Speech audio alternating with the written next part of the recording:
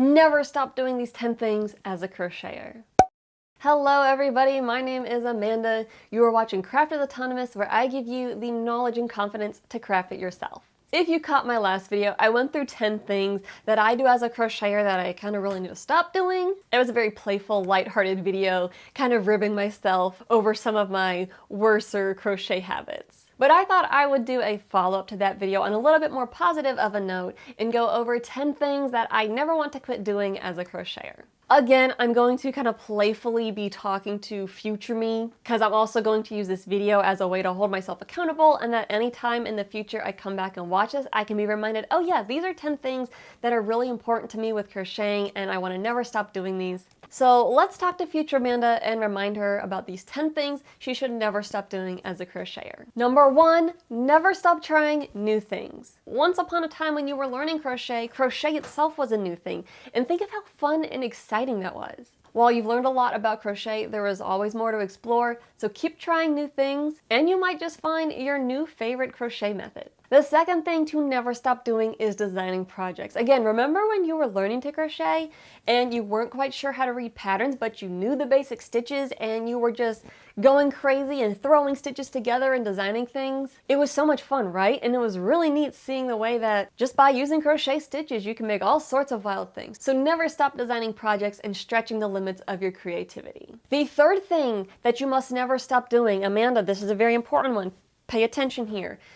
Taking care of your body. Crochet does not need to be painful, and you have all the tools, you know all the ways to avoid pain, to address pain, to help your body stay on the top of its crochet game. Don't stop taking care of your body. Now for the rest of the internet watching, if you want to learn more about some of the things I do to help take care of my body as a crocheter, I'll link to some videos that you can go check out. The fourth thing you must never stop doing as a crocheter, Amanda, is encouraging others. Think of how much you like crochet. Don't you want other people to enjoy that too? Yes. And that's a big part of your YouTube channel, is you want people to feel inspired, to feel confident, to feel like they have the tools they need to be creative, to try new things. Don't ever forget where you started out when you were really struggling, didn't understand how stitches worked, your projects looked wild, but you had people encouraging you and you kept going, and now crochet is one of your favorite activities.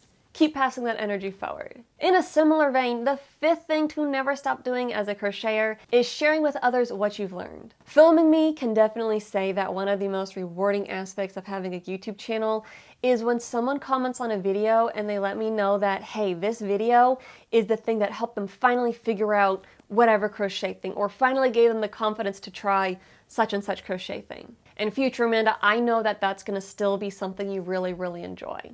I've learned so much from others in the crochet community, and again, I want to keep paying that forward. The sixth thing I should never stop doing as a crocheter is celebrating my progress. Sure, your progress might not be as dramatic these days, but remember, Amanda, you're still making progress with every new thing you try. Think about some of the patterns you've designed, different amigurumis. You actually put a face on an amigurumi project. That is a huge win. Because, yeah, Amanda, we struggle with putting the faces on our amigurumi. They look kind of scary. And yet you have stuck with it and you have made progress in that area. Can I also mention the magic ring? Remember how you used to not be able to do a magic ring to save your life? Even though, Amanda, it might not be your favorite thing still, you're capable of doing it, and it's been really helpful in some of those amigurumis. All right, Amanda, the seventh thing you must never stop doing as a crocheter, and you need to listen to me on this one, is keeping your nails tidy. Now I know, it was easier growing up when you played piano because your nails were just always short anyways. But whether your nails are short or long, please, please, please, keep filing the corners. It's terrible when your nail breaks and it starts snagging the yarn. Put the crochet down, deal with your nail, then get back to crocheting. Trust me, Amanda, you always appreciate it when you take that pause and deal with it, so keep going with that habit. The eighth thing I want to never stop doing as a crocheter is buying quality yarns. Now hopefully future Amanda, you're like raking in the dough and you can just afford all the luxurious yarn you want. But even if not, it's worth holding out for some of those higher quality yarns, because you do end up enjoying the project that you make from those yarns more than if you had used a lesser quality yarn. I'm not saying you have to always buy the fanciest and most expensive yarn, but it's okay to treat yourself to a quality yarn from time to time. The ninth thing to never stop doing as a crocheter is organizing my yarn stash. My yarn stash has been through many phases over the years. Sometimes there have been greater quantities, sometimes less. But at any point, one thing remains true. The more organized it is, the happier of a crocheter I am. I can find my yarn. I can find my project. I don't have things spilling all over and getting tangled up. So future Amanda, if you're watching this and your yarn is not tidy, go organize your yarn stash. And the 10th thing to never stop doing as a crocheter is having fun. After all, that's kind of why I got into this hobby in the first place, right? It's something that brings joy into my life. It's a way to be creative for creativity's sake. It's a way to make something that I can be proud of. And it's a great way to keep my brain going, to have to learn new things and understand new techniques. Crochet is fun, so don't stop having fun with it. Alright, future Amanda, I hope you have taken these things to heart and it's given you some encouragement to keep doing these things. For everyone else on the internet, watch my little message to future Amanda. I hope you enjoyed hearing about 10 things that I want to never stop doing as a crocheter. Please let me know in the comments what your thoughts are on it. Are these things that you relate to?